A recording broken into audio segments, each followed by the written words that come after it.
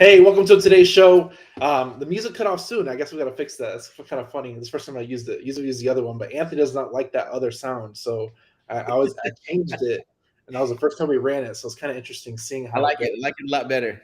You like it a lot better. Okay, so today we have a special guest, Mr. Max Jimenez. I'm not going to really do a big intro on him, but his name carries its own weight. So I have my Mr. Anthony and Mr. Max Jimenez here today. We're here live. If you have any questions, please put it in the chat. We're here on a lot of different channels, so if you guys have any questions, put it here. We're gonna have a great conversation today. Awesome. This is really interesting. I met Max 3 years ago. It's been Yeah. crazy. Yeah. What up, fellas? Thank you for having me on, man. I really appreciate it. Anthony, thank you. Daniel, thank you. It's a pleasure to be on here. I know Daniel's been chasing me down a little bit, not literally, right? But, trying to get me on the show, and we're all super busy. And yeah, no, Daniel, you're right. I think we've known each other for a couple years now. So I really appreciate you all for inviting me and having me on the show. Thank you. Yeah, let me So, tell the story about how I did the invite. No, I've been watching you on YouTube, man. I'm like, man, this guy knows the shit. So I'm just driving around, listening to your calls and all that stuff, and then I immediately I recognized you appreciate that, man. at the wholesaling live with HBHS. I saw him in the bathroom, and I'm like, dude, we got to get you on a podcast. He's like, is Daniel here? Yeah, let's go get him. So, man, it was pretty cool. It was kind of awkward, but like, man, I had to jump on that. It happened though, bro. It's we were talking about that backstage, right? Do whatever it takes. People, if you want to do something, you'll find a way. If not, you'll find an excuse. That's Jim Rome right there for you, by the way. Yeah, no, man, yeah, long time coming, man. We appreciate you being on here. I'm really excited about today. Nice. Thank you, guys. So, Thank you. one of the craziest things I always like asking, because it's different. It's a different answer for every person. But like, how did you end up in real estate? Because a lot of people, like, some people like fall into it. Some people like, oh, it was the only thing I had to do. And like what's your story of how you got into real estate? Because Yeah, I know for you, it's interesting, because you were like a mechanic, right? I was in construction. Yeah, construction. Construction. Dude, me too. Yeah. Yeah. Yeah. Were you Construction, okay? that's it. Yeah. So I worked as a commercial. We did commercial construction, which was the trade was doing plumbing, right? And it was, what was crazy is it was. I've always loved sales, and I always love entrepreneurship. And I've shared this story with a lot of people, and they relate sometimes to it, because there's sometimes when you don't have the vehicle, so you don't know what to do, right? You're like, man, I have this drive, I have this passion to do something, I have this passion to own my own business, and I'm good at at sales. So and so what happens? I came to a point where I didn't know what to do. My stepdad had been doing it for a very long time, so I just said, you know what? Let me go take this job to pay the bills, right, and to for to pass some time. Well, that turned into 6 years, 5.5 years or whatever. It was like 5 to 6 years, right? That let me go get this job to pay my bills. Turned about 5 years, and right before I got that job is a friend of mine was already involved in real estate, but I didn't know, like, I just knew it was awesome because it gave him the what is it called? The freedom. Like, the guy didn't work for anybody, and he obviously did what he wanted, traveled, and he was doing a lot of flips. He was doing some big luxurious flips in the office that I was working in. So that always intrigued me. I just thought, just like everybody else thinks, like, we don't know, we don't know what we don't know, which I need to have the money. I need to have the relationships. I don't know these people. I don't have the money to be doing this, but it always intrigued me. And so this was like around, I want to say, when I went and got that job, because I didn't know what to do anymore. At that time, I was actually selling credit repair. This was the time of the boom, like when people were getting qualified for houses they shouldn't have never gotten qualified, right? So I would go to brokerages, or not brokers, excuse me, mortgage companies, and I would do presentations, how we can help their clients remove negative stuff off their files and stuff. So then that obviously that crashed, and I did a couple other gigs, and then I finally said I don't know what to do anymore, so let me go work here for a little while. But that was around between like 2009 2010, and then in about 2014, that's when the market started to spike up. I don't know if you guys remember that. And so around that time, I reached out to we kept in touch with my friend that was doing real estate. And he got out of it, obviously, because the crash, just like other people, right? He got wiped out in some things. And he's like, well, he goes, I said, hey, his name was Randy. I said, hey, Randy, you seen the market turning? It's getting better. And he's like, what do you think about us getting into real estate? Now I had the construction background, a little bit more money, more relationships. And And so he's like, well, let's do it. He goes, let's see if you can, let's start it. That's what he told me. He's like, start it. I'm like, start what? Yeah. I don't know which way to go. But one thing, Daniel and Anthony, I've always been very resourceful, and I always share this with people. Like throughout my life, bro, I've never lived in one location more than a year throughout all my elementary years. Like from grade third, I would say from third grade to fourth grade to all the way up to eighth grade. Every single year we would move around, bro. So you imagine what that does to someone. You got to adjust. You got to rebuild new friendships. You got to, you know what I mean? So you have to. So I developed that mindset, and that tool came naturally to me because of my environment to be resourceful. So that's what helped me out in the long run. We can get a little bit into that if you like. So then what I did, I'm like, okay, well, initially look for houses that are tore up, right? And I'll go back to him, and I started going on everywhere, right? I went online. I would go to Craigslist because back then in 2014, Craigslist was pretty prevalent. And so, and I would go on Craigslist, and I see these properties. Hey, buy this house as is, like buy it as is, but you got to close in 7 days. And I'm thinking like 7 days. I don't have the money for that. Yeah. So I always share this because I laugh because those were the wholesalers. Right. Knowing what I know now, those were the wholesalers that were posting the deals. And so, and again, I wasn't doing it like very intentional at that time. It was more curiosity because I didn't know anything. It was just like, let me look for something, and I would go back to them. And the time went by. I didn't do much with it. And in 2015, the entrepreneur bug hit me again. Like, do I really want to continue doing what I'm doing right now, which was a construction job, right? Like, is this what my life's going to be? And there was some certain things that I looked at, and I said, man, I really got to start doing something. I look over at my foreman, which, me and him hit it off really well.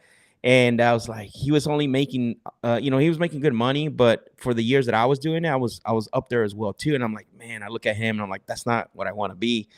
And so I got really intentional. That's the word I want to use. Got really intentional with how the way I took the way I approached, like finding out more of how I can get into real estate. And so I ended up going all in on the vehicle of real estate.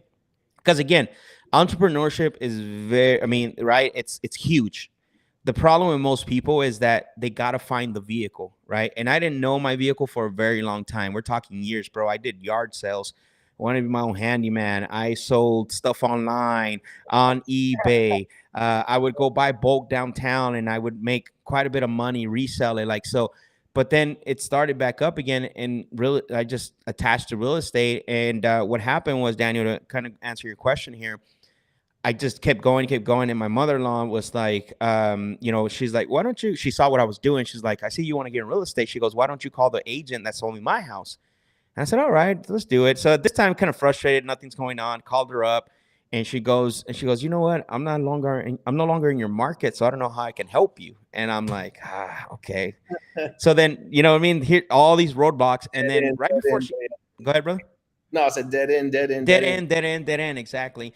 And then towards the end of the call, she goes, hey, before I let you go, there is a guy you should look up. This is crazy, bro. She's like, there's a guy you should look up in your market. He does events in his office and all that. And I said, okay, what's his name? She goes, his name is Sean Terry. She said, I'll look him up. And I said, okay. And I'm thinking to myself, oh, here we go again. Now I got to go look for another guy. So it's that impatient, right? Things aren't working. And so I didn't do it that night. I wrote the name down, put it away. The next day I come home from work because I used to get out early, right? Go in early, get out early. I looked him up, and then, he was like number one on Google, right? Like he wholesale, flip to freedom. And he had his podcast and all that. And so I went on his website and I downloaded the ebook. This was probably early, I would say like around May of 2015. And so I downloaded the ebook, and I can kid you not, my wife can attest to this. I read that ebook like 3 to 5 times, bro. I'm like, what am I reading here? Like, no way. Like that captured me. What he was saying, how you take, you take the purchase contract A to B, and then he would explain it. You sell it to B to C, and then you make your fee in the middle. And I just kept reading. I'm like, no way. And the next day, when I was so excited, I called my friend. I'm like, Randy, you cannot believe I found this guy. He's here in Phoenix. He said you could do this, you could do X, Y, Z, and host and this and that. And then he's like, is that legit? He's like, you have to own the house. I'm like, not according to him. I'm like, so that's basically how the journey started. And I started going to his meetups, and man, I took off running from there, bro. And there was some challenges, right? Like it took me 10 months to get my first deal. You know, me and Daniel, my son, you know, we were all involved. Me and Daniel go and put out bandit signs at 11 o'clock at night on Fridays. My wife and my daughter, they would do the letters for me, put the stamps on. Yeah, bro, we grinded it, and then boom, our first deal hit, and I was like, let's go. And that's how, you know, I went full. I actually jumped. I'll tell you a little bit about that transition before I went full time. But that's to answer your question. That's how I ended up choosing the vehicle for real estate. It's always interesting to see like where people come from, because like a lot of people like it sounds illegal. It sounds illegal, but you don't know what you don't know. And then the other thing is Sean Terry, man. Sean Terry influencing this many people, like it's kind of cool to see where people's like web and how many people it touches and affects down the 100%. Yeah, 100%. I told we actually had this conversation yesterday. Corey comes from that same tree. Corey Geary, same tree. Like honestly, I would never say where like I don't have. Sorry, I'll never be proud to say that I learned from Sean Terry. Right, like he was the guy that taught me about wholesaling and pretty much changed the trajectory of where I was to where I am now. Yep. That's crazy.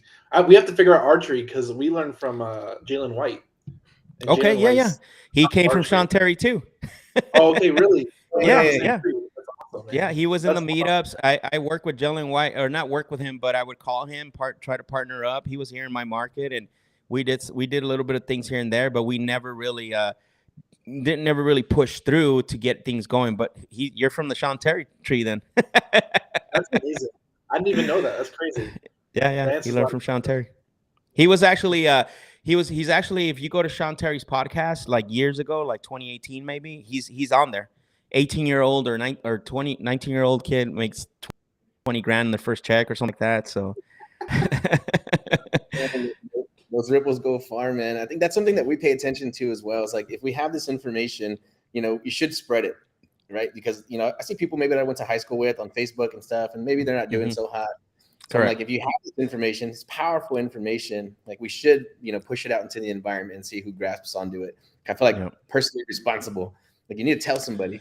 You know what's crazy, Anthony, about that is I was at an event in wholesaling. I don't know if you remember that, Daniel, back in 2019 in Houston. And I met this guy, Phil, what was it? Phil. And he was out of Pennsylvania. And the guy was low key, but he was pretty legit, right? And I met him. And later on, I met him at Collective Genius. I didn't know how legit this guy was. I was like, first met him. And so he's like, bro, I follow you on Instagram, and, you know, and you know, I see the things you're doing. He goes, I also follow Sean Terry, which is crazy, right? We keep talking about this. And I said, so what's your Instagram? And so he gave me his Instagram, bro. And I went, and he had nothing on there. And I said, you're doing all this, and this is your Instagram. This was back in 2019. And he goes, yeah, Max. He goes, I don't like all that stuff. He goes, I don't like the IG and all this. And I said, let me tell you something. He goes, what's that, Max? He was like, where'd you learn from? And then he tells me who he learns from. And were you inspired when you found them? Like, were you following them? So he's like, yeah, man, that's how I was learned.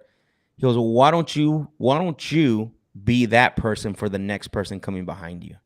And his face kind of was like, he goes, damn. He goes, you got me, bro. He goes, I never thought about it that way. Exactly. I said, since this is the thing. This is why I always tell everybody, those people that think that they don't want to share, they think they need to keep everything private. Like, you learn from somebody that you saw, somebody that you eventually looked at. Like, be that person to the next person that's coming behind you. And sure enough, bro, he took off and started sharing his journey and blew up. Dude, that's amazing, man. I love like, spreading that spark. I tell you, for myself, like, I was just learning real estate. I was just learning how to get in the game, but I have a 15-year marketing background. So I got momentum pretty quick. Nice. I kind of just knew that if you blow through enough leads, you're going to get some deals, right? So of course. Yeah, of course. I was just joining all these different Facebook groups, and I was just like commenting like, hey, you should do this. Hey, try this. Hey, you should do this. I was just like helping new people, because I see like a lot of the veterans, or like some of the veterans will like clown on the new people. So I would go to these groups, and I would just comment and be like, hey, you should try this, do this. And I wasn't trying to get anything back out of it, but people started hitting me on Messenger like, hey, I need to do this. Hey, can you walk me through this scenario real quick? So I'm just helping a bunch of people. And then they're like, hey, I got a deal. Can you JV with me? I'm like, For sure. Let's do it. Yeah, exactly. Yeah, but it started to pay itself back instantly, man. So I kind of caught that vibe. It's like if you help enough people, then eventually it pays you back somehow. And that's not why we do it, but that's exactly how it works. Well, here's the way you got to look at it, bro. Like, when you it's gonna be morbid, but when you pass away, you can't this information, you take it with you, bro. Like, might as well. You know what I mean? Like, it's not gonna be useful to anybody, right? I mean, if obviously you got to train your kids and different mindset and all that, but there's a lot of other people that can be what's it called, that can use that information and run with it, right? At the end of the day, it doesn't matter, because I'm a big believer, like you said, right? You help enough people then to get what they want, and eventually it's gonna come back no matter what, bro. I've seen it happen so many times. I've helped so many people and they're like, Max, what can we help you with? And I'm like, honestly, right now I don't know, but I can guarantee you there's gonna be something I'm gonna be stuck on. And it happens, right? I call them back. Hey, guess what? Remember last time you and I talked? You need to cash in that favor. You need to cash in that favor, bro. But and because they say, hey, if you ever anything, reach out. But again, you got to get into that mindset. Like, I can't take this information with me. Might as well just, let it out and help other people to become to their full potential. Right. And that's how you make a legacy. That's how you create your purpose, by doing that. So one thing I really want to hit on, because I know to the same subject, you do weekly lives, right? Yeah. About this. Yep. I do. Let's plug the Instagram and the YouTube, man. Yeah, man. So what I'm doing, I have a show called The Closers Lab, right? So I go on weekly on Thursdays, 10 a.m. Arizona time. 10 a.m. Arizona time. So you can find me on YouTube under Max Jimenez. And then also on my IG, I drop a ton of content that's helpful and useful. If you're coming up, trying to learn how to negotiate, how to talk to sellers, how to talk to just get better overall with your communication when it comes to sales, at Real Max Jimenez. That's my Instagram, at Real Max Jimenez. And then my YouTube channel is Max Jimenez. So I go live every single Thursday, brother. And I'm actually now on my Facebook group. I have a private Facebook group where I do calls as well too. There's a little more private, where we pitch seller finance, where we talk about other things, strategies and all that. But man, I've got people from Canada, the Philippines, all around, like not just in the country, that have given me feedback outside of the country from how much the what do you call it? The Closers Lab has helped them to get better. I actually, I also do a master class, and I bring this up because there was a guy in there in this last one that I did, and I asked him, hey Rex, how did you hear about me? He goes, Max, you're gonna laugh at this. And I'm like, no, well, tell me. He's like, this guy I hired, he goes, in the Philippines, which I just saw right now, the Philippines, right? He goes, this guy that I hired in the Philippines to do some calls for me, he actually brought you up. And I'm like, what? Wait a minute. He's like, yeah. He goes, dude, do you know Max Jimenez, like on the Closers Lab? And he's like, no, who is that? He goes, you got to watch this guy. He comes on live every Thursday. He does the calls. He tells you how to talk to sellers. Dude, I've been watching him, he goes, for the past 3 months, and you got to go. And that's how he found out. I was like, wow, that's amazing, bro. How much of an impact, like, and then the stories don't stop there, bro. They just continue, keep going. I had 2 guys from Canada, a couple, and right now we're obviously training some people from Venezuela. So, dude, it's amazing, bro. It's crazy. Are you, Daniel mentioned something about the Venezuela team. Is that going to be something you're going to offer to the public, or is that just for your company in-house? No, we are. So it's going to be rolling out. It's called the Closer System. I train them personally twice a week. That's not going to change because they're going to, so I started training them in the beginning of August just to prep them and get them all into shape. And then for the month of December, they ended up locking up 11 contracts. So yeah, bro, it was crazy. Amazing. One thing you have to remember about virtual team members, right? Whether they're in Mexico, whether they're in Venezuela, whether they're in the Philippines, wherever they are, Egypt. So what happens, bro, is that they're not afraid to have that conversation, that difficult conversation, where people here in the States, they get all wrapped up and have that mindset of, I can't ask the seller for a discount or I can't negotiate. For them, it's like, you know what I mean? Pretty firm conversation. I'm sorry? It's part of the process. It's part of the process. Exactly, brother. It's part of the process. So I love that because I can work with that. Like, and especially my style and the way that I train them, like, This is what you got to ask. Here's how you're going to ask it. And you got to call that out. And they're not afraid to do that, right? They don't have any preconceived notion that basically stops them from like delivering what I just told them to deliver. I actually, it's funny because I laugh sometimes, like when I'm training them, like, okay, here's what you're going to go say. And they'll send me the recording. I'm like, yeah, that's verbatim. I'm like, they didn't deviate from it. Yeah, But dude. no, bro, it's amazing. Like the virtual team is starting to crush it. We're just getting started, bro. So That's I amazing. really want to say something to this because I'm big. I love Twitter because it gives me like I always get a bunch of business stuff. Right. And this was tweeted out this morning. It says someone Okay. with half your IQ is making 10x as you because you aren't smart enough to doubt themselves. Woo! Let's go, Really? baby. And I'm like, this goes with this Dang. conversation right there because a lot of people like they doubt themselves like, oh, a seller's not going to do that. A seller's not going to do that. And the virtual assistant's like, yeah, I'm going to ask him anyway. It's part of the system. That's crazy, bro. That's amazing. But yeah, we're going to that's rolling out. Our landing page should actually come out today or tomorrow, and then we're gonna start providing that service. I'm actually training a couple of them to be coaches as well too. So some of them are advancing pretty quick, and so man, it's gonna be incredible. We're about to put a day in this industry what we're doing, bro. I'm super excited about it. Do you have a link for that yet? Not yet, bro. I know you guys are asking me for all these links. So, but you can text. But here's the thing. Here's the beautiful thing. My buddy Daniel, before we got on, he says, Max, what are you doing? Slap me in the head, and he says, we're gonna create this for you. So if you are interested in one of our closer system, text the word closers to 210-972-1842. The word closers to 210-972-1842. And what I'll do is just, send you the information on and send you the link for it. So that way you can start working on your closer system. So, and get you guys some deals, bro. Let's go. And, hey, Max, can we touch on this real quick before we bounce to Go another ahead. subject? Yeah. Can we talk about like the progression of somebody's real estate career, right? So I feel like a lot of agents, like they're not exactly marketing focused, right? Like investors are because we're taught that way. Yeah. So can you talk about the progression of your, like when you're like a one-man army and you're trying to do everything, make all the calls, send all the text messages, do all that stuff, to actually hiring a virtual team member and how that affects your business and when it's time to do so as well. Should you do it right from the beginning, or should you already be, closing deals, or how does Correct. it, when should somebody engage? After 4.5, almost 5 years of building teams, myself as well, doing a lot of stuff on my own, there is such a thing of hiring too fast and hiring too slow, right? So there's a balance in between. So how do you balance that?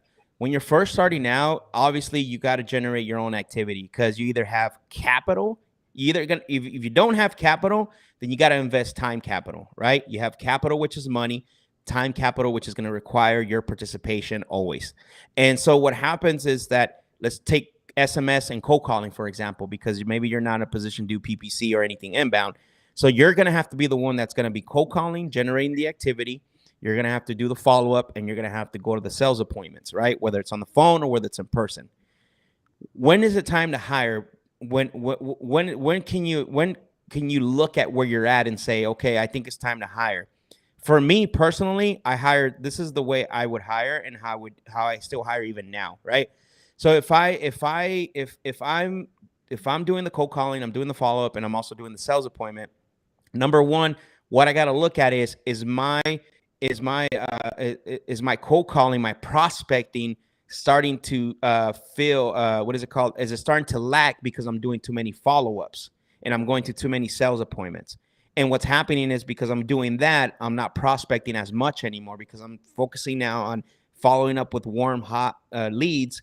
And then I'm going to sales appointments where I'm potentially making offers. So if your prospecting is suffering, then it's time for you to hire a cold caller. It's time for you to hire a VA that cold calls. I don't know why people try to hire acquisitions managers first. I think that's an absolute mistake if you don't even know how to do it, right? So then what's the progression, right? You asked me that. The next phase is, okay, now I got a cold caller. They're doing all the prospecting for me. They're sending everything, right? They're sending me, and I always use the baseball analogy. I'll tell you right now. They're now generating activities for me. I'm getting 2 to 5 leads per day now, right? For my cold caller. Now I'm following up, and all I'm doing is I'm focusing on high-level negotiation calls, right? Now what happens is that now you're going to start setting yourself up with appointments and high negotiation calls. if your follow-up is basically again, remember what we said earlier about prospecting? If your follow-up is suffering, right? Because you're going to appointments that are where you're negotiating, making offers, writing contracts, and then you got to go back to follow-up and you got this big list, but yet you have more appointments to go to. Now it's time to hire a lead manager, right? Mm-hmm. So you got the cold caller. Dude, I can't tell you enough how much a lead manager changes your business. Because here's why, my baseball analogy, okay? Cold callers will send in everything, right? Those are your on the ground balls, high ball, corner, sliders, right? And you're swinging at everything that's coming in. When you hire a lead manager, what happens is now you're gonna just swing at fastballs down the middle. Do people still strike out with fastballs down the middle? Absolutely. But guess what? They're a little bit higher quality. They're more, they've been vetted twice. And then now you're just focusing on high-level negotiation appointments where you're going out and locking up deals. You're starting to build a team behind you. You got a cold caller, prospecting, generating people just that raise their hand. They're coming into your lead manager. Lead manager says, Max, you got to get to this one. Max, this is it. Let me follow up with this. Don't worry about that. You got to go get this contract. And then next, guess what's the next hire? This is where you're going to transition. If you can't keep up with your sales calls where you make, now you hire an acquisitions person. And that's basically, that's when you start to now, you're going to have to build systems and processes. Now, you should be doing it from the beginning, right?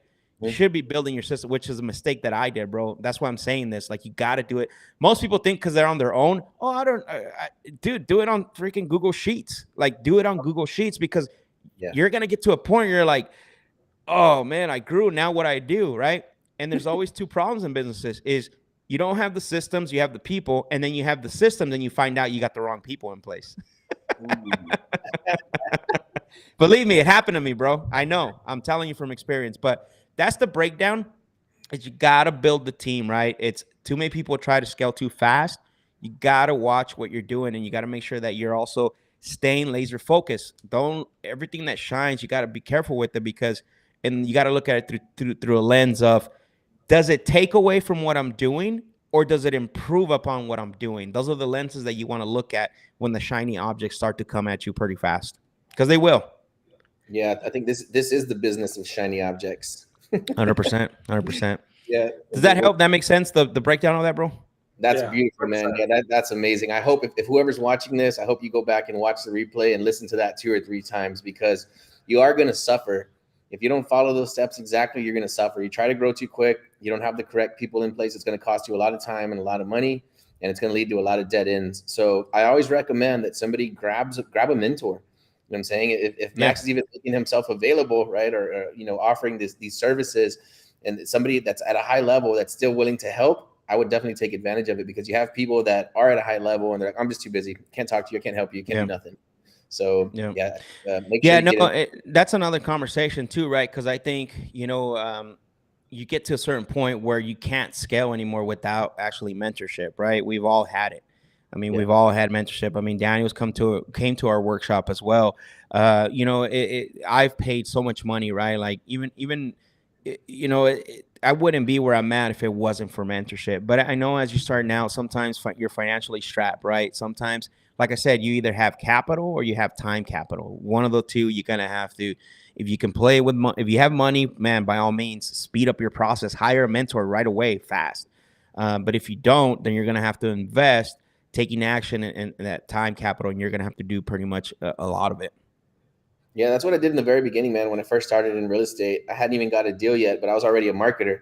Yeah. So I started getting leads, and I'm watching all the people on Facebook, and I'm kind of like, this guy specializes in sub-2. This guy specializes in land. This guy's in self-storage. So every time I generated a lead, I would call up that one person that I recognized and said, hey, I got a lead here. So at least they know I did some work, right? Yeah. So I'm bringing something to the table. But one thing I'm learning is one thing that I've always known is we're in a marketing and sales business.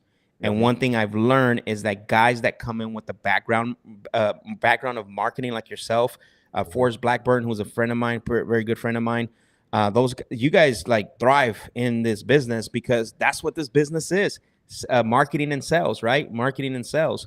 And so a lot of people also make that mistake. The byproduct is real estate, but you're not really buying real estate, right? You're marketing and then you're selling. That's what you're doing. Yeah, you could trip over a good deal if you do enough marketing. What's that? Yeah. You could trip over a good deal. Oh if you do yeah, 100%. Yeah, it's you definitely can. So what's Leo say here? What his question? Leo's question. He says, Max, I don't see you and Steve Trang doing much together anymore. Why is that? Are y'all still partners? Man, where you been at, Leo? I see you at every event, and you're barely finding this out. No, brother. Me and Steve, we're no longer business partners. As of back in May, we severed, and so we went our own way. So yeah, I stepped away from that partnership. Go ahead. I don't think there's any questions in there. Okay, cool. I was going to ask you about.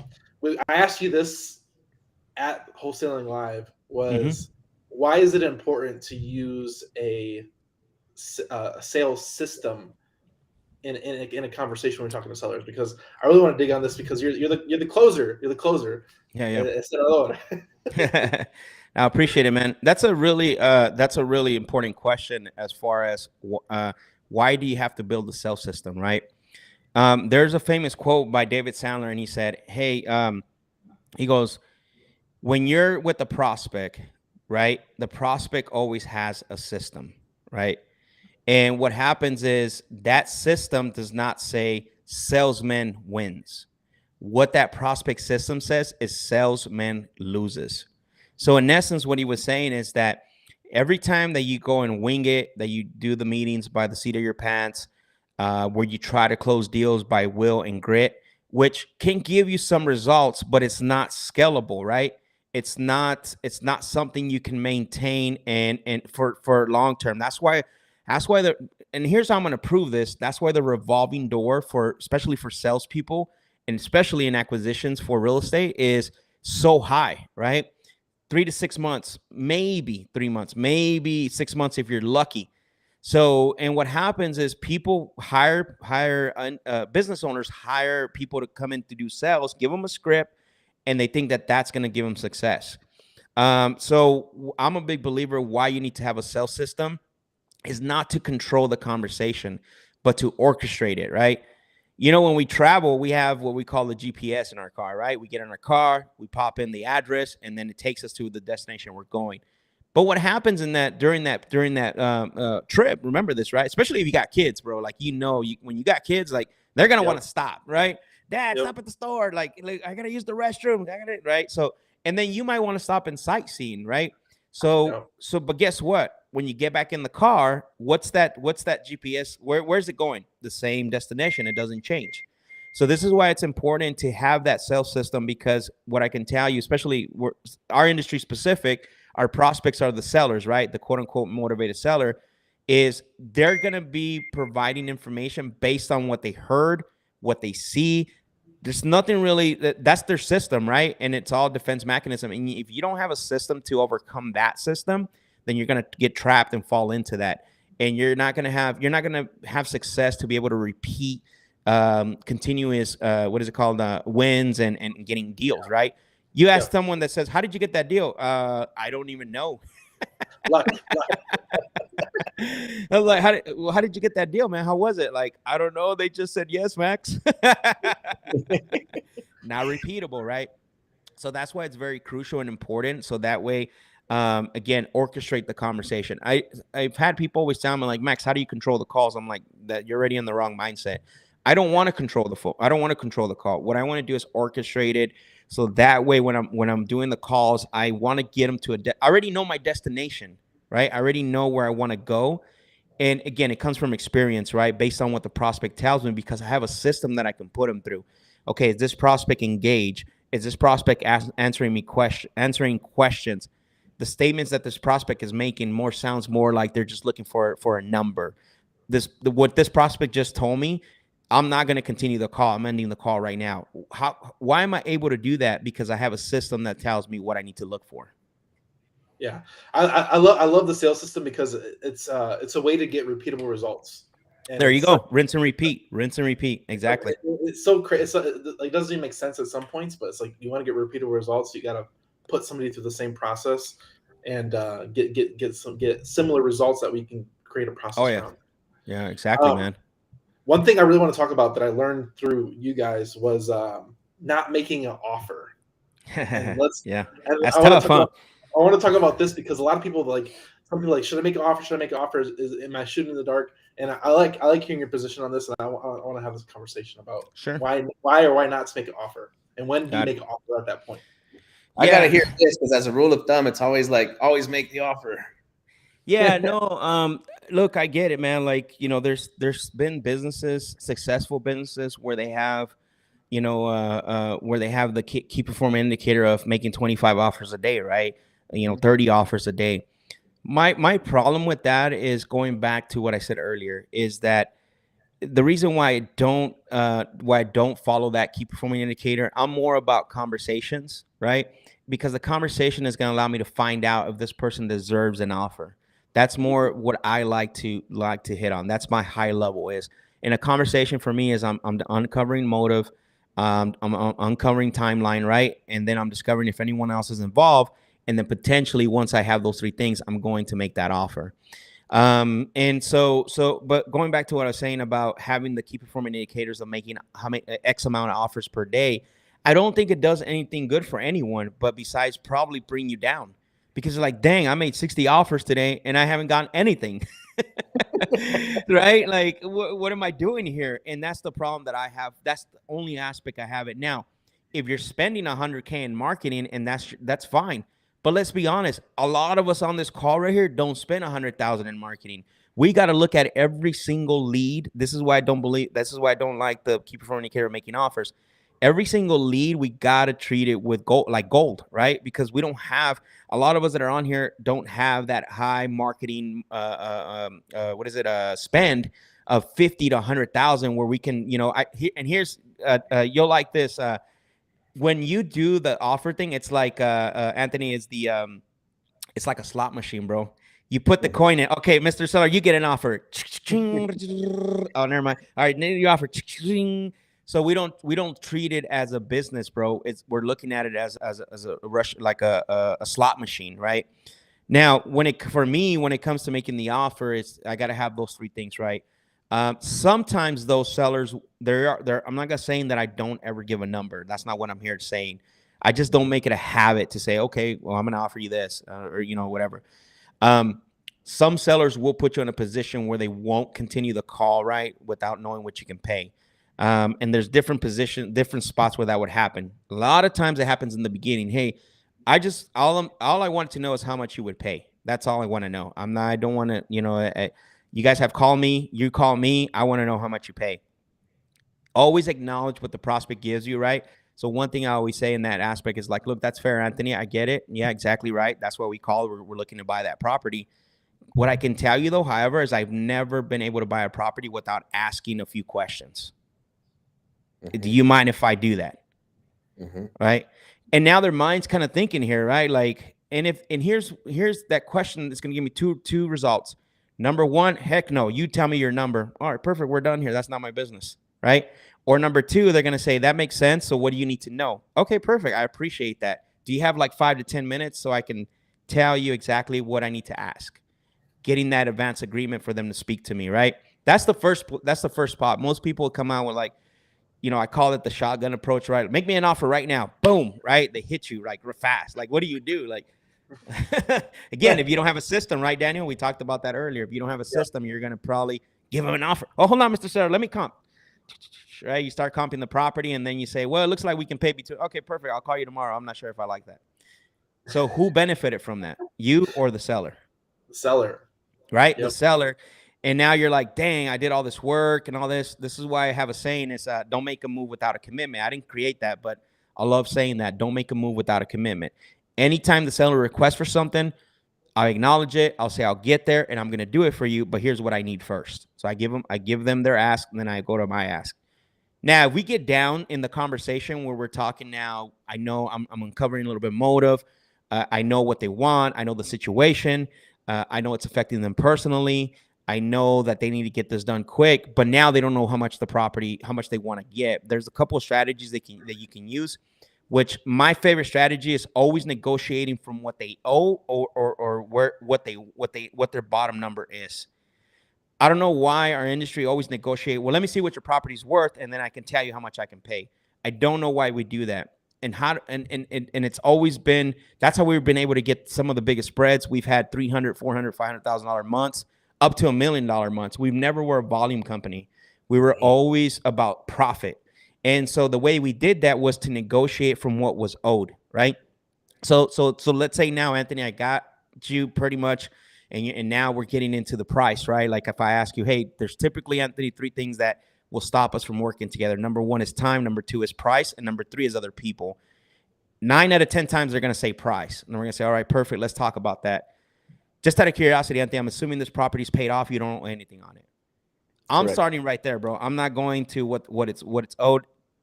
Probably 7 out of 10 people are going to say, no, Max, I have a mortgage on this. I have a mortgage on this. Okay, got it. So we know we got to take care of that mortgage. I can't make you an offer lower than that. Just off the record ballpark, how much is that mortgage that you need to pay? Well, I don't want to tell you that. Well, and he goes, why are you asking that? Or why is that information relevant? I get it, Anthony. You don't want to give me that information. I just don't want to be embarrassed and make you an offer below that because you're going to hang up on me. Just ballpark. You don't got to be exact. Damn, right? That's good, man. Yeah, so now you're gonna say, all right, Max, I owe about 100,000. Perfect. Okay. So we know we got to give the bank 100,000. The bank's not gonna be like, hey, go ahead and keep that. You and I know that. And just about, we got to pay the bank 100,000. What is that next big thing you're gonna write a check to? What's that amount? I mean, what else do you have to pay off? Now we're finding out if they owe cars, credit cards. So let's say they have a car. We got 100,000 mortgage. You tell me I gotta I got to pay off my car. Okay, just ballpark. What is the car? What do you owe on the car? 25,000. So now we got 125. If there's nothing else besides that, then my next question is going to be this: is okay, Anthony. So we know we got to pay. You got 100,000 on mortgage. You got the $25,000 that you want to pay your car off. What do you need on top of that to make you feel comfortable selling the property? We're negotiating from what is owed and what you want to walk away with. Now, imagine if I would have done, okay, your house is worth this. I need to do this much repairs. I need to be here for profit. Okay, I could pay this. You might say, honestly, Max, if you give me $20,000 and I can pay off my house and my car, I'm good. And it's a $300,000 house, right?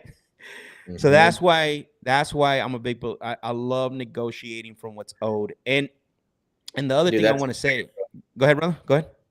Fire. That is fire. Yeah. That's some Thank you, brother. Appreciate it. It is, bro. And I've used it consistently, bro. I mean, on all my calls, the closers, you watch it, I don't deviate from this process at all. There are going to be people that say they don't owe anything, by the way, because that's an opportunity for seller finance. But in that case, I would say, okay, so there's no mortgage to take care of. Well, one of the things that I've experienced is usually when people start to think about selling, either the night before, days before, whenever that is, they usually have a number in mind. Anthony, do you mind sharing me what that number is or what you were looking to walk away with? Now we don't deal, right? Now we're going to find that out. Again, I want to find your bottom number, bro. That's my goal, not what you think your house is worth. So Carter said, loving this. Yeah, if you do it the opposite way, if you say, okay, the house is worth 300, but it needs 50 in repairs and all, and you're working down, they already heard 300, so their brain's already up here. But the way you're doing set that it, high number. Yeah, what do you need to walk away with? You start from the bottom, and so they looking up. They're not direction. Because here's the thing, bro. Here's why I do it this way. Is we do this depending on your marketing, depending on your business, 2, 3, 4, 10, 15 times a month. Sellers do this once or twice in their life. Think about that. Wow. So what happens is that the number they think that they want is not really the number that they need. That makes sense? The number they think that they want is usually a smoke and mirrors, a defense mechanism, because you're coming in as, a person, somebody experienced, right? Someone that does this. They're over here on their own, right? This is the house they lived in for 15, 20 years. Guys, I don't know why people have a hard time to kind of grasping that, right? That's why people don't realize what they want is not really that number. It's what they actually need to walk away with, right? Now, can those numbers be equal? Yeah, of course, right? Maybe they have a high mortgage and, they have stuff to pay, and you're going to be at that number, right? You're going to be at that number that they're requesting. Third thing on this will be the last thing for the offer, is if someone says, I don't know, make me an offer, right? Like, what do you think you can pay for this property? So what I'll do then is I'll have my MAO, which is the max allowable offer, right? If I know my max allowable offer is going to be 200,000, here's the way I'm going to anchor them. If they absolutely need to get a number from me, I'm going to say, you know what, Anthony? Well, let's pretend this. I'm not saying I can, but let's pretend if someone was to make you an offer between 175 to 185, what would happen next if it was net to you, no money out of pocket? I know my MAO is 200. I'm going to go lower than that. I'm going to anchor it between 175 to 185, right? That's how I'm making the offer. I never give sellers a hard offer. I always try to figure out what their number, because guess what? They're going to feel like they made the decision. They came up with the number. And that's how I'm able to get around people who actually want an offer from me, is if I know my MAO is 200,000, I'm going to go down 20 to 25. And if, let's pretend they say, well, I can't do 175, but if you gave me 190, I mean, I would sell to you, right? Now I'm $10,000 lower than what my MAO initially would be. So again, that's how I'm able to get around the part of somebody like wanting a number from me. Like, I need this number. And notice how I said that. And notice how I said that, Daniel and Anthony, is, hey, I'm not saying I can pay this. Got to check with my underwriting team. But let's pretend someone was to give you an offer between 175 to 185. What happens next? And I stay quiet, like bite your lip. Oh. Yeah, that's super strong, dude. And then also giving them a lower range, right? So your range is like, I'm not giving you a solid number, and I'm also not promising you the money. That's another huge thing in sales. Yeah. You ready for this? They want, yeah. So if they say, oh, no, absolutely, I would never sell. So what were you hoping I would say, right? So that's going to now give me their number of what they were thinking. Yeah, like, oh, absolutely. I'm not saying I could pay that. So, but just out of curiosity, what were you hoping to get for it?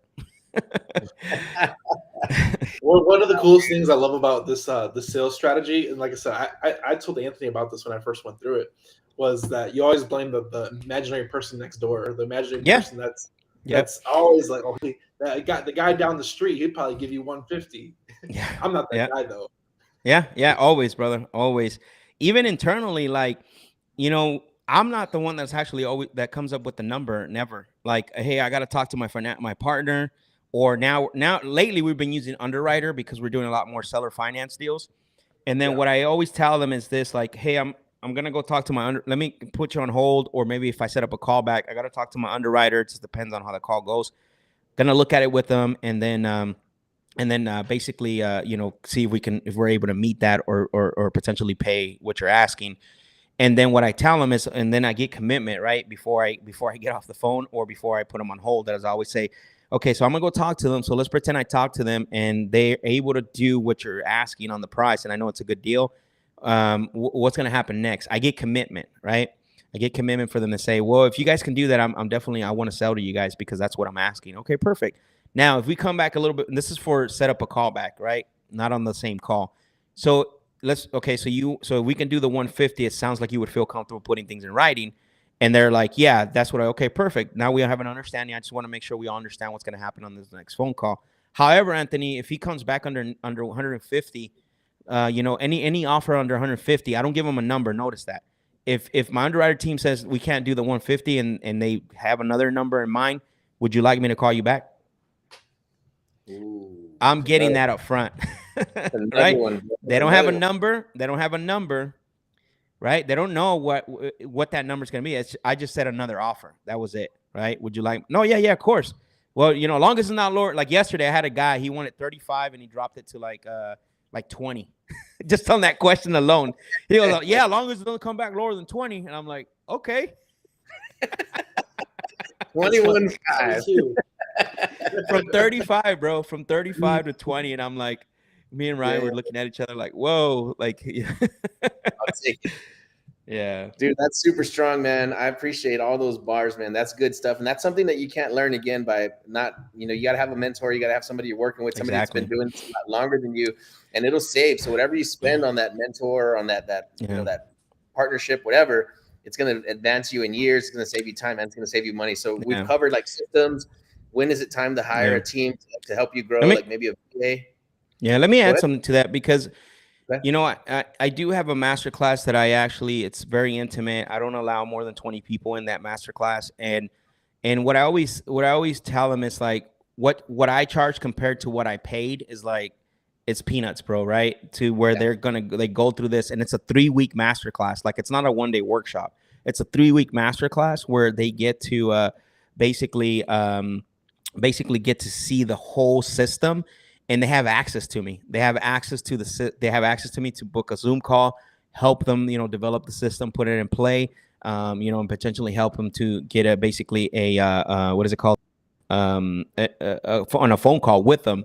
And I always tell them, like, you guys, what I paid, like it's not even close. Like we're talking about 20-30x of what I charge, right? For plus all your experience that you built on top of plus the experience. Exactly.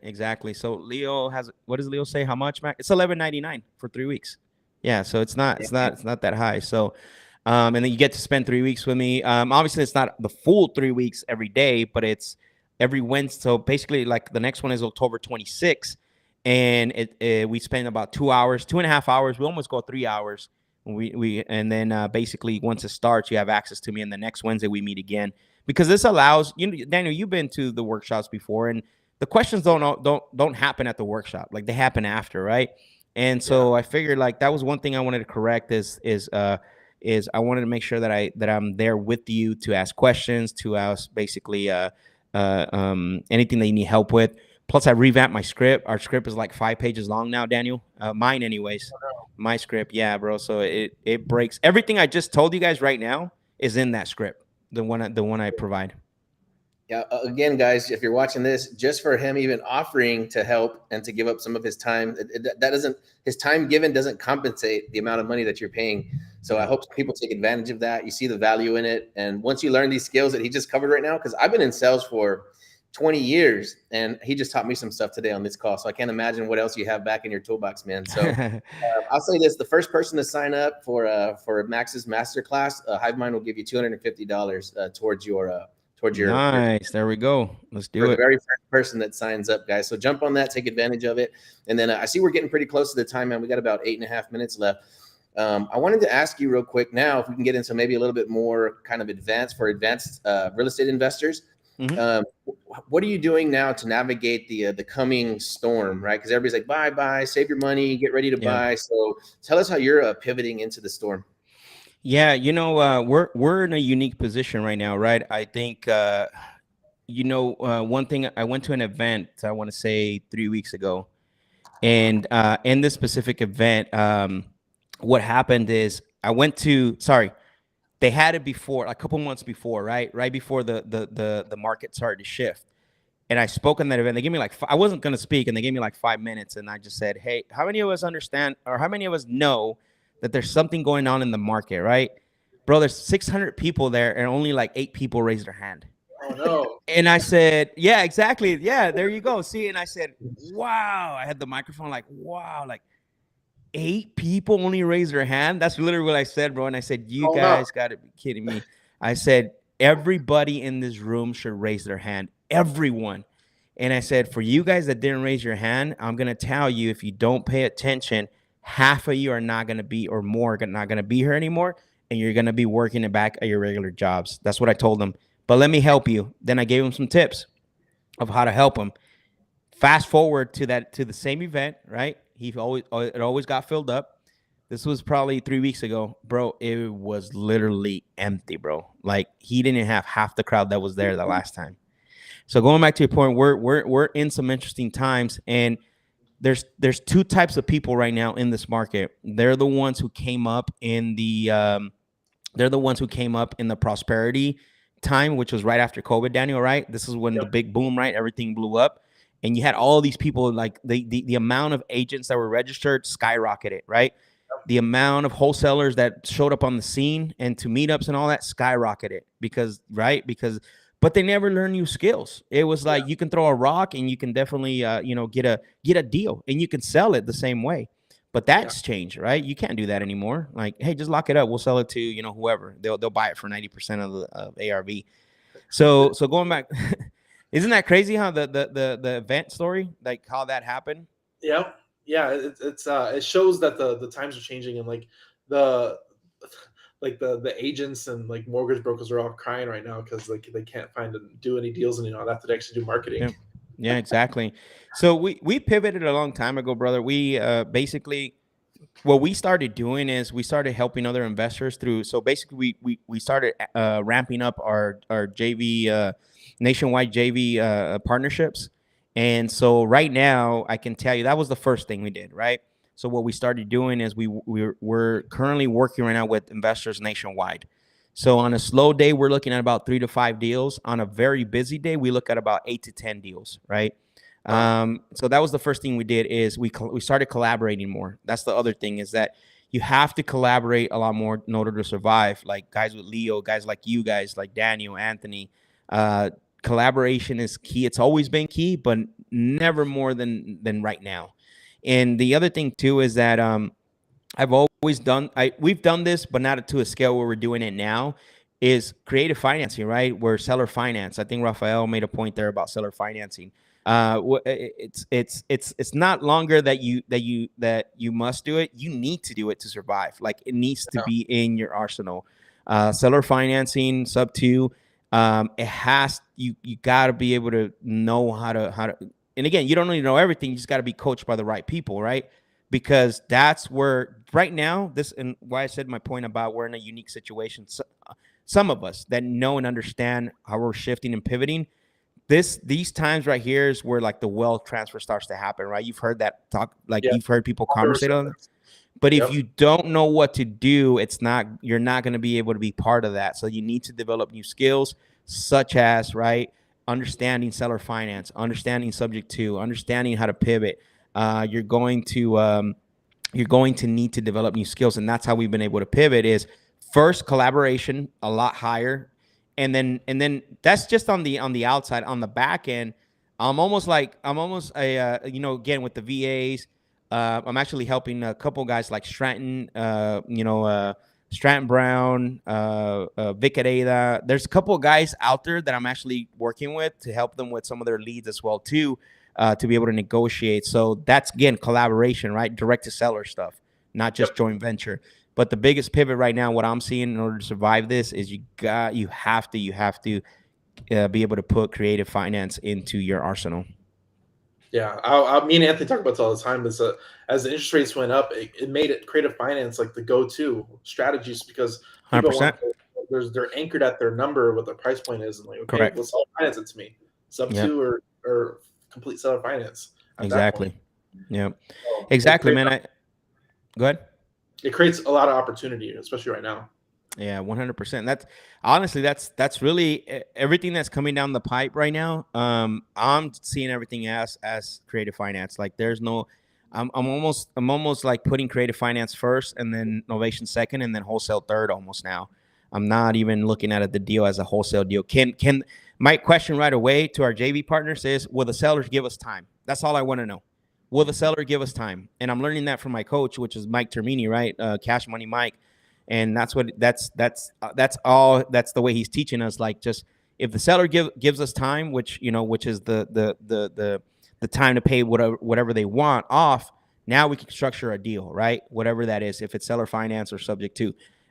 So every deal that comes in, that's what we're looking at. We're looking at it through the lens of, can we get creative on this because of everything, right? Like, you got hard money lenders pulling out. I mean, I'm hearing stories like we actually had a deal. I want to say last month, two hard money lenders pulled out of that deal, and then the third one finally ended up funding. But that's happening too, is we're seeing that some of these hard money lenders are no longer lending the flippers. So it's not, the flippers are getting like, man, they're getting like crushed right now. Yep, in this market. Yeah, I think we did the same thing you did, man. When we first started in real estate, it's like we started with creative because we didn't have the funds to buy anything. So we were doing creative before it was cool. And I've been talking about that on the calls. I'm like, our first offer has always been creative. Nice. And that's just, like I said, just dumb luck, I guess. Yeah. Not having the cash on hand. Yeah, and the other thing I'm doing too is, guys, I'm looking at obviously working with Mike, is I'm actually starting to look at units between 6 to 20 units. It's kind of a sweet spot. It's a sweet spot to where people, beginners, don't dive into, but also the big boys don't want to play in, right? The big boys want 50 units and higher, right? 100 units. which is, and here's the great thing about it is that between the 6 and 20 unit multifamily apartments, you still have slumlords in there. You still have guys that collect rents cash. You still have a lot of pain. You know, there's not a lot of corporate structure in that area. So there's a lot of great opportunity within that spot that we're going to go after. What states? That I don't know yet. I'm going to start in my back. I'm going to start here first because I got to get a grasp to it. Yeah, I need to understand it. I need to touch it, feel it, look at it, right? Before I decide to like do this model virtual, because it's a whole nother ball game, right? And I don't want to be doing a lot of flying. You got to go out and see these properties. You have to walk them. There's more intel that you got to gather and all that. So my goal is to start here. This is where I want to start first. Yeah. And it's not just Phoenix. I can go to Tucson, which is a market south from here. But definitely I want to focus on that because I think there's a huge opportunity right now for that, especially the way with seller finance and structure. And who better else to understand, seller finance than an actual, landlord, right? People will get money, cash flow every month. Yep. No, we're doing the same thing, man. Like, so we're doing a large scale farm and ranch property. So we only do land. We don't do any other asset class. Nice. And yeah, we're getting really, really good at Texas. We're locking up a lot of big contracts right around San Antonio. That's where I am. Wow. But now we're looking to expand into other states. But yeah, you want to get really, really good at your backyard. So Leo's asking, what is it going to take to partner with you? So it sounds like to join your mastermind intensive for about $1,200. Hive Mind will pay $250 for the first person that signs up. What about if somebody has a really good deal they want to bring you? Can they partner with you that way? Yeah, definitely. They can shoot me a message through DM. Definitely at Real Max Jimenez. Shoot me a message. I answer all my personal DMs. I don't have an assistant that does it. I still do it myself. I'll call people, bro. I'll hit them. Like, let's see if you're real, and I'll call them. They're like, "Oh, man, Max, what?" I'm telling you guys right now because I have messaged some of the gurus, and it's like a bot. Like, hey, get on his calendar, like. And so if Max is still willing to talk to you guys right now, I promise you, please jump on this opportunity. Yeah. It's going to be sick. I'm going there just a little bit, bro, because I'm being like, things are coming super fast and I need to, but I still love, dude, I have passion for this. This is, again, this is what drives me, and I love giving back and I love helping people. And I surround myself with people that are like-minded as well too. So Leo says I'm a talker, man. Leo's got my phone number. He never sends me a text. I'm calling you out, Leo. Got you, Leo. So, what is a quote that is yours or somebody else's that you resonate with? I know you said a few in this conversation, but what's your go-to quote? It's what's in my bio, bro. It's Jim Rohn, right? It says, if you want to do something, you'll find a way. If you don't, you'll find an excuse. And I actually would put that on our onboarding docs right at the bottom. And obviously when I was in my previous partnership, he was like, dude, he would just nod his head like, I can't be. It's true. If you want to do something, you'll find a way. If you don't, you'll find an excuse, right? That's really what it comes down to. It's from Jim Rohn. Jim Rohn was, to this day, right? Obviously, he passed a while back, but he's definitely somebody that I consider a high level mentor for me. It's just, he's amazing, bro. Like some of the stuff it's very very relatable even now, even though it was in the 80s and 70s. Very applicable, very relevant. Excuse me. Yeah, very relevant. And it's amazing that quote always stood out to me just because of my background, who I was. I knew if I wanted to do something, I was going to do whatever it takes, right, to get it done. Even some things probably that put me in a risk a little bit, but I still did it, right? Which is the other thing is, that's always been my favorite quote from Jim Rohn is in that one said, I have it in my bio. I put it on our onboarding docs. Says, if you want to do something, you'll find a way. If you don't, you'll find an excuse for it, which is true. Dude, that is beautiful, man. I love that quote. That's my new favorite quote. I'm gonna get it tatted right here below both of my eyes. No, you know what I hear jokes. So I would say like I'm gonna get it tatted. So when I'm gonna show you where. So when someone comes in and starts like maybe making an excuse or something, I'll just go like this, bro. I'm gonna put it right here. Yeah.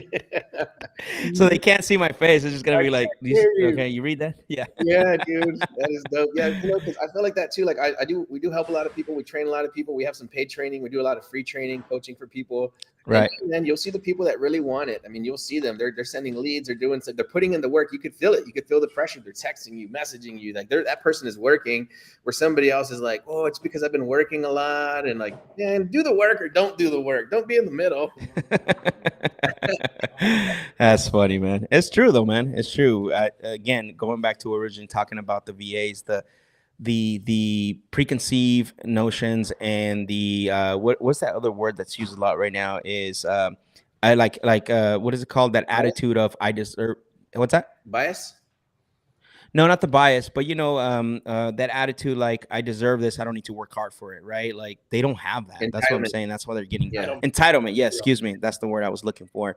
And that's pretty prevalent right now going on. So that's the difference from somebody who has a position that they are actually grateful for, and they do it with pride, and they do it with with all effort up front. Dude, I just found out about you that you were in construction, and I grew up in construction. I did 20 years of construction. Like I can build I can build a marble shower as big as a bedroom, and do the dry nice, lay in the liner, tie in the drain, everything. And like I had to literally cut my hands and my knees to make $1,000-$2,000 in a week. And now what we're doing, pushing with paper. And so if somebody has excuses with this business, like, man, get out of here. Like go construction or something. You know what's funny about that is not only that, but I remember like from my teenage years to up to like 21 when I met my wife, 22, saved my life. I remember like, dude, all the stupid stuff I did, and I'm gonna be scared to make a phone call, like plus all the things that I've been through, like yeah, like this is not hard. And you're right, like waking up at 3:30 a.m. in summertime, right, to start work at 4:30 or 4 or 5 o'clock or whatever, right, and then having to do that, and it's dude, try to be in a ditch when it's 115 degrees weather, right, like. That ain't fun, bro. That's hard work. That's really hard. I'm mixing cement, carrying boxes of tile, bags of thin set, 5-gallon buckets of water, one in each. Oh yeah, and then you carry the bag and it just rips all over you. Dude, and in these brand new houses or brand new buildings that don't have air conditioning, right? So I'm in a sauna, right? Yeah. Doing concrete and mud work, carrying these heavy things, hurting my back just to make $1,000. Yeah.